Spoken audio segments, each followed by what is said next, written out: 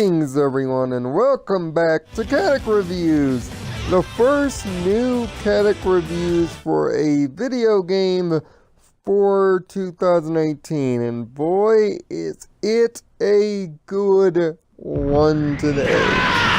Now, I've made it remiss on this channel that I'm not the biggest Dragon Ball fan, but about a year and a half ago, when Arc System Works and Namco Bandai during EVO made the announcement that they were working on a Dragon Ball fighting game, my eyes perked up. Really perked up. Arc System Works is the development crew behind Blaze Blue and Guilty Gear Revelator and the rest of the XR series that are usually PlayStation titles. But this time, they're trying to hit a major audience with a tournament fighter, with Dragon Ball Fighterz. And as you can see here, it's so richly Dragon Ball, you wouldn't know the difference between watching it and watching the anime, if not for the HUDs. It's 3D animation done on a 2D plane, drawn perfectly. It's bright and vibrant, just like what you would expect from a Dragon Ball experience. Voice acting from both the English and Japanese dubs also here. This also marking the final voice acting performance of Palma's Japanese voice actor before untimely death in a car accident recently. So there is a bit of somberness for Japanese fans of the Japanese cast. But everybody's here, and everything is here. So what is Dragon Ball Fighterz? Well, it's a 2D fighting game done 3-on-3 style. You may also know it as the Marvel vs. Capcom 2/3 style of fighting game. Constructing your team of 3, your job is to eliminate the other team of 3 before you do. Now, in most circles, in most fighting games have a difficult and somewhat intimidating learning curve because of things like balance, things like movesets and hitboxes and such. But unlike most fighting games, a lot of this has been stripped out in Dragon Ball Fighterz. Every fighter in the 24 fighter cast has 8 special moves, all that can be executed with a quarter circle back or quarter circle forward motion, otherwise known as down back or down forward motion. In other words, if you've thrown a Hadouken in Street Fighter, even luckily once, you can do every cool special move in this game. But also, likewise, things like the Dragon Rush can be mapped to a single button. This Dragon Rush breaks through guards and starts a high-speed mid-air combo that can be followed up. Or even by using Dragon Charge, that's usually a 2-button move, can be mapped to a single button and easily executed. But creating the basic combo structure is also made simple too, seeing that each of the light, heavy, and medium attacks have a 5-hit or 3-hit in the case of heavy auto combos. Combo setup that starts from the ground and ends up in the air to teach you and to even reward you for basic combo loops. Yes, this can be looked at as spammy by the veterans, but that's only where the complexity begins. but it allows for ease of use and a great opening casual ceiling. This game is great for beginners, and anybody that knows Dragon Ball will know the character list very intrinsically. And all the signature moves are here, from Kamehamehas to Destructo Disc to, yes, even the big flashy stuff like Final Flashes, Big Bang Attacks, Father Son Kamehamehas. It's all here and easily accessible with 1 or 2 buttons. But even with that, Arc System Works hasn't forgotten about the technical depth, using things like tag assist similar to Marvel. You can combine super moves, dashes, and all kinds of things together to create massive combos. And every character has certain things that it can bring to team composition, like 16 being a big heavy hitter that has armor on major heavy attacks, or the well-roundedness and speed of Goku and Vegeta. Because all the movesets are the same, it's all about finding out which team is meant for you, and the perfect team composition. You're not hunkered down by trying to learn a bunch of information. But if you want information, there is training mode that will teach you everything you need to know about the game, as well as in practice mode, a combo training system to learn how to do the manual combos, if you so choose. It goes through every character's major combos and strings. And in terms of the practice mode, you have your traditional dummies and records. But for those that are not used to motions, I would also recommend the virtual controller, something that you'll see a little later in this review, that will actually show you the actual motions you're making on the analog stick in real time, as well as button presses, so that you can see proper quarter circle or motions forward and back to get your timings down. The character roster is only 24 deep, but all the major heroes are here. There will be 8 added on to later. And you can do basic arcade mode, what you see here, with multi-branching finishes and routes based on a ranking system. The better you do, the better the treat is. So you can strive for those S ranks if you really want to be challenged. There are 3 different arcade ladders, each with a hard mode, which gives you 6 letters to contend with. You can complete the hard modes with the 2nd and 3rd letters. You'll unlock the Super Saiyan God forms for Goku and Vegeta, which are pre-order bonuses for everybody that pre-ordered, such like myself. With that said, everything being so easy, what makes this game the best Dragon Ball game ever? Well, just look at it. It best exudes the spectacle of Dragon Ball, making all the moves accessible while still not forgetting to be a solid, well-crafted, quality fighting game.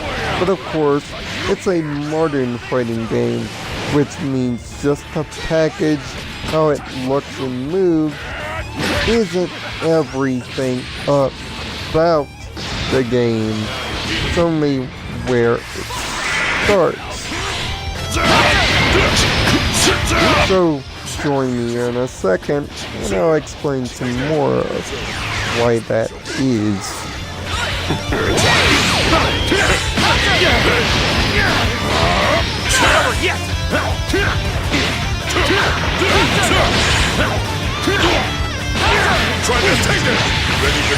is the richly unique story mode, which unfortunately, because the game is programmed that way, I can't record the actual cutscenes from it, even if I wanted to. So, that's pretty sad. But this unique story mode, written by Toriyama himself, introduces a new character that you get once you complete it. Android 21 of the Red Ribbon Army.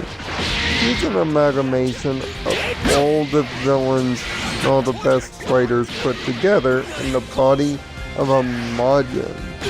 And he has sent out a clone army and some mysterious waves to deal with our favorite group of Z fighters. It's up to you, embodying a spirit, to jump between the bodies of every character and save the world.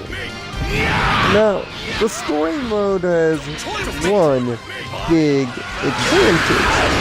It's a great practicing your team composition mode, more so than arcade mode.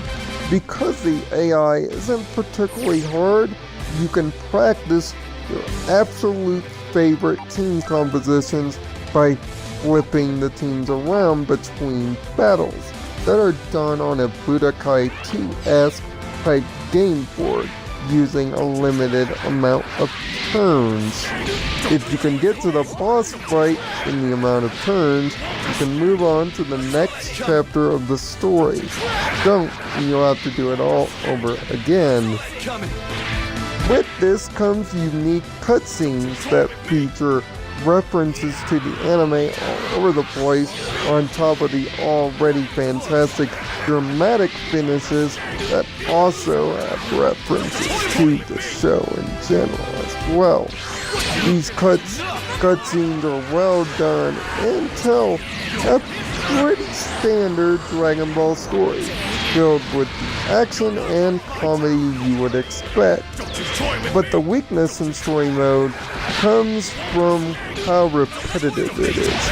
Most of the time, you'll be fighting clones for most of the way, and because of the lack of AI, you'll blaze through it easy, pretty much until the finish. And to unlock all the cutscenes, you're gonna have to do it multiple times. So it's a drawback, but it's a minor nitpick. Where it's greatest, though, is online. Not even close! Not even close! Just about a week ago, Bandai Namco had an online beta for both the PS4 and Xbox One. The beta did not go well, with people disconnecting from matches or being unable to find a match in general or connect to the servers. I'm happy to report that all of that, for the most part, has been fixed. Jumping into an online lobby is easy, and it also doubles as the main menu for the game, featuring more Dragon Ball-esque references. You walking around as a cheesy version of your favorite Dragon Ball character can go online in a lobby using ranked and casual matches, as well as setting up ring matches that are your typical live expectations with passwords. Once you figure out how to set them up with the right trigger and the proper password, you can set up an endless wall between you and 7 of your friends. Just one note of warning though, you all have to be in the same lobby together to invite friends. So, that's a negative, but once again, a minor nitpick. Plus, there are loot box type capsule corp capsules, but everything is cosmetic, and everything you do in the game earns you zenny. So, they're harmless. Really harmless. There's no point in getting mad. But how is online matches, you say? With a smooth and stable connection on both sides, And just like Guilty Gear, you'll know the frame rate at the top center of the screen. Matches go on perfectly with a perfect connection. Smooth like butter with no frustration whatsoever. It's a beautiful thing when it all works. You might get disconnected from a lobby or two, but by the by, you'll be able to get matches in, and the quality of competition is solid. Every game is rewarding. Every win you've earned, because it's all based on a balanced and beautiful gameplay system.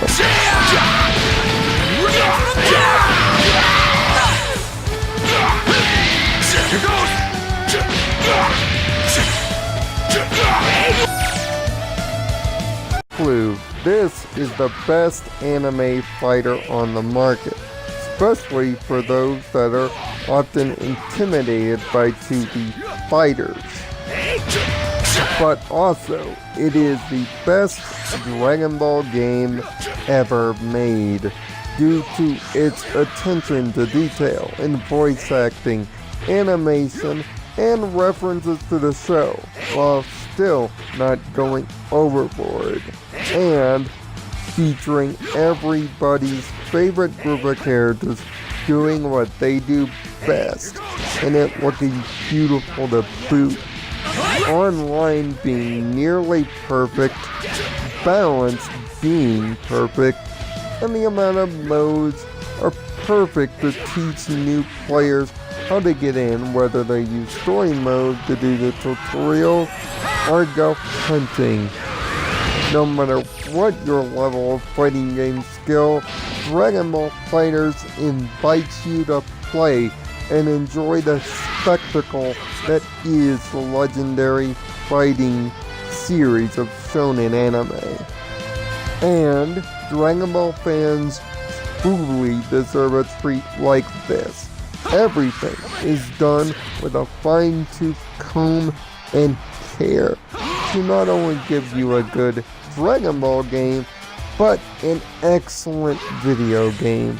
And I could not have been prouder to pre-order it so late despite all its beta troubles. It will come out ahead as a winner. That's why I'm willing to do something that I don't do rarely. I give Dragon Ball Fighterz the perfect score, the 10 out of 10. The first review of the year is straight up perfect, just like Cell is. And that sets a very high standard. But fighting game fans have high standards, and luckily for all of us, this game has succeeded in it. Tell me your thoughts on Dragon Ball Fighterz down in the comments section below, or even on Twitch. Until next time, find peace in your own nirvana, and I'll be practicing that Kamehameha sooner rather than later.